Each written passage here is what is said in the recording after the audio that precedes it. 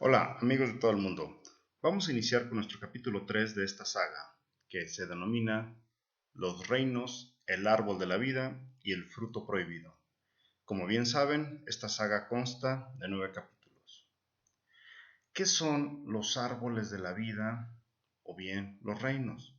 Lo que nos dijo la ciencia oficial es que existía el reino animal, el reino de las plantas, el reino de los hongos, el reino de algunas bacterias o de algunos cuerpos.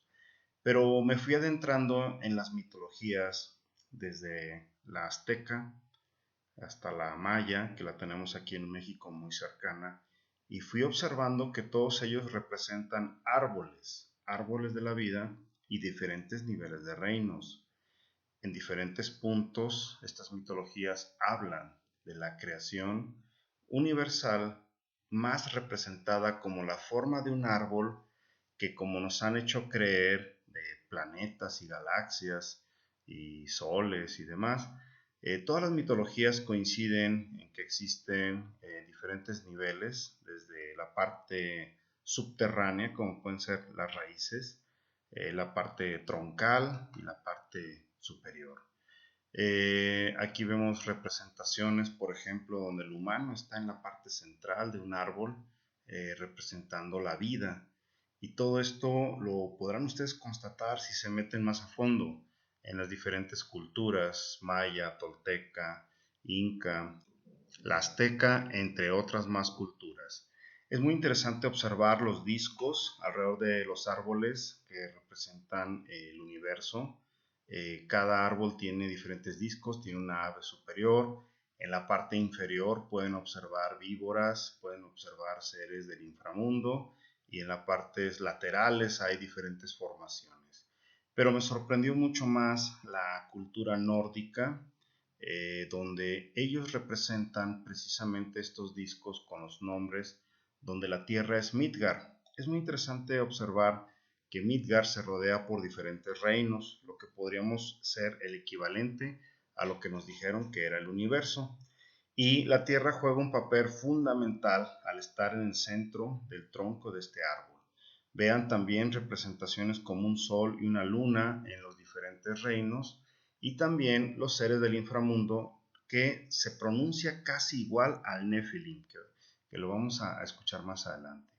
La Tierra entonces en esta mitología se encuentra en un poder infinitamente grande, dado que fluyen todas las energías desde arriba hacia abajo o de abajo hacia arriba, como representa un árbol. Cuando nosotros estábamos despiertos en vibración, teníamos un toroide de energía, como lo describimos en el capítulo 1 y 2. Este toroide nos daba toda la fortaleza, y la Tierra precisamente se encuentra en el centro de este árbol con la máxima importancia. Existían leyes universales que aún están vigentes, como la del libre albedrío, la libre vibración y el derecho a la vida, y la ley del sincronismo y de la polaridad. Pero todo lo que no esté simbiótico tiene que ser expulsado. Tarjeta roja. De esta manera, todo lo que rompe un equilibrio tiende a ser expulsado. Por ejemplo, cada vez que nosotros somos invadidos o estamos invadidos por bacterias o parásitos, pues nuestro cuerpo enferma, toman control de nuestra mente, de nuestro estado de ánimo, estados de ansiedad, diferentes desnutriciones, dolencias y achaques crónicos se deben a bacterias y parásitos, y normalmente por lo que hacemos es expulsarlos, dado que no son simbióticos, no generan un equilibrio con la vida y un respeto a nuestro cuerpo. Por esa misma razón tenemos que expulsarlo, pues de la misma manera todo el universo y el árbol de la vida hacen lo mismo. Los arcontes son una manifestación de estos macrobios. Estos macrobios se encuentran ya en la salida de la espiral, han violado las leyes universales ya más de alguna vez y se encuentran en una fase de expulsión, destinados precisamente a la muerte. Y como ellos lo saben, pues tratan de regresar al centro de la tierra, tratan de regresar al centro del árbol. Pero para este regreso necesitan energía, dado que ya han sido expulsados de este reino. Y de esta misma manera me fui metiendo a cada vez más información referente a estos seres. Están descritos en el Nahamadi, están descritos en la propia Biblia, en las mitologías, Lo usan en las angiologías, esas teorías de ángeles y demás cosas. Y es muy interesante ver cómo es una infección psíquica, física y mental la que el humano tiene actualmente, basada en todos estos seres. Estuve checando que la representación de los arcontes podían ser en forma de peces, reptiles o aves. Y he estado viendo en mis últimos viajes a Egipto, a España, Europa y diferentes puntos en propio México, las simbologías de todas las iglesias, de los palacios y diferentes lugares, como hay mucha representación víbora, reptil, representación sol, luna y estrellas, formas que de repente hacen alusión a seres como del mar, peces y cosas que realmente me sorprendió ver cómo los arcontes están representados en estas formas e inclusive están en nuestros logotipos. En el propio escudo nacional mexicano tenemos una representación muy clara en banderas de muchos países, en la mitología griega, en simbolismos dentro de anillos, de tatuajes y de muchas otras formas.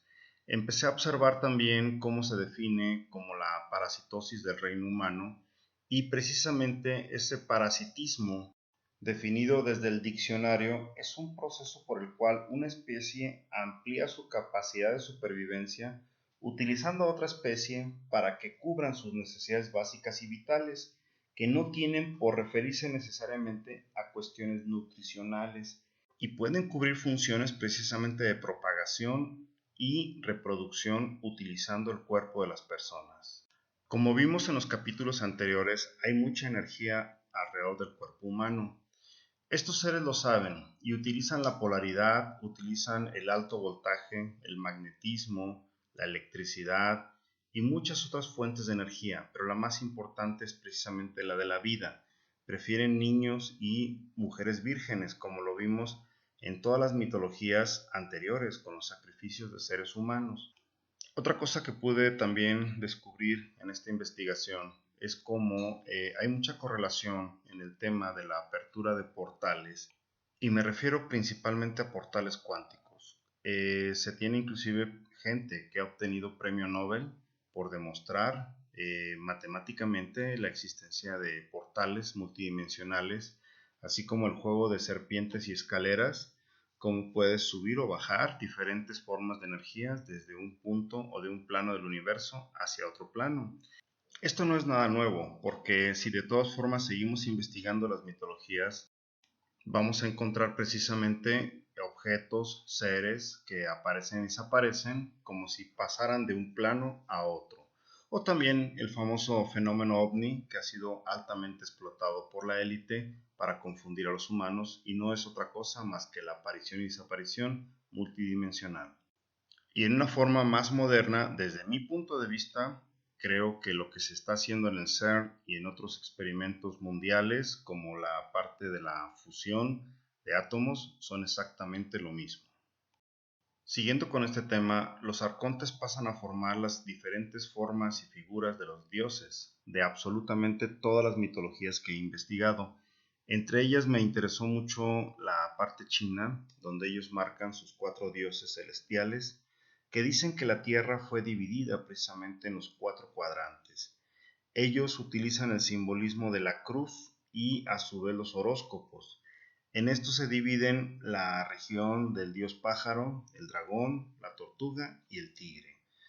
Es muy interesante también, en Egipto vimos la llave de Ankh, que tiene un pequeño circulito en la parte superior. Esta llave inclusive es previa a lo que se conoce como la historia de Jesús, lo cual no tiene nada que ver con el cristianismo que nos han enseñado. En las paredes de las pirámides podemos ver estas cruces donde señalan precisamente la división de la Tierra en 4 segmentos. A su vez, todas las culturas donde se supone que entre ellos no tenían comunicación ni forma de viajar uno con otro, representaban este dominio de los dioses en la Tierra en forma de cruz. Otra forma de marcar su territorio y demostrar que tenían dominado al humano es precisamente representándola en todas las mitologías como el control de la pineal, que significa tomar el control absoluto del cuerpo de los humanos a su entera satisfacción. Con esto nos despedimos y, como siempre, recomendando que ustedes sigan su propia investigación en los 7 puntos que les estoy aquí mostrando. Es parte de la conciencia humana el despertar, el buscar, el demostrar y el poder dirigir tu propio paso aquí en la tierra, en este paraíso libre de infección. Gracias.